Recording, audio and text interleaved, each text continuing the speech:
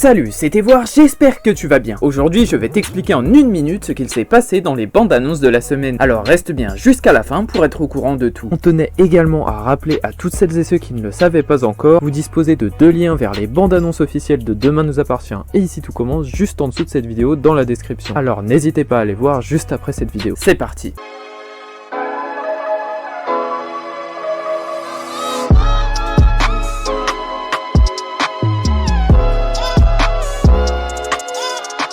Dans un premier temps, du côté de DNA, Damien n'arrive pas à sortir la tête de l'eau la semaine prochaine, alors que ses collègues ont besoin de lui pour l'enquête. Le policier aimerait bien les aider, mais il n'a plus vraiment la tête à ça, d'autant plus qu'Audrey continue de le rejeter pour ses erreurs. Martin et Raphaël sont quant à eux de retour à 7, mais ils finiront par se faire avoir à leur propre jeu. En effet, Xavier est toujours présent au sein de leur maison. Ils se retrouvent forcés à cohabiter avec eux, ce qui ne va pas très bien se terminer. Puis les esprits s'échauffent au lycée Georges Brassens la semaine prochaine. Et Bastien sympathise avec une nouvelle camarade. En effet, il fait la rencontre de Maud et le courant va bien passer entre eux, d'autant plus qu'ils ont tous les deux un peu de mal à trouver la bonne personne, ce qui va les rapprocher. Enfin, pour parler d'ITC, le départ de Devassiette s'approche à très grands pas, et c'est le cœur lourd que la jeune femme quitte l'institut. Elle regrette de partir aussi longtemps loin de David, mais ce dernier réussit à lui remonter le moral en lui offrant une belle preuve d'amour. De grosses tensions apparaissent en cuisine entre Suleiman et le nouveau stagiaire Yann. Yann n'est pas très apprécié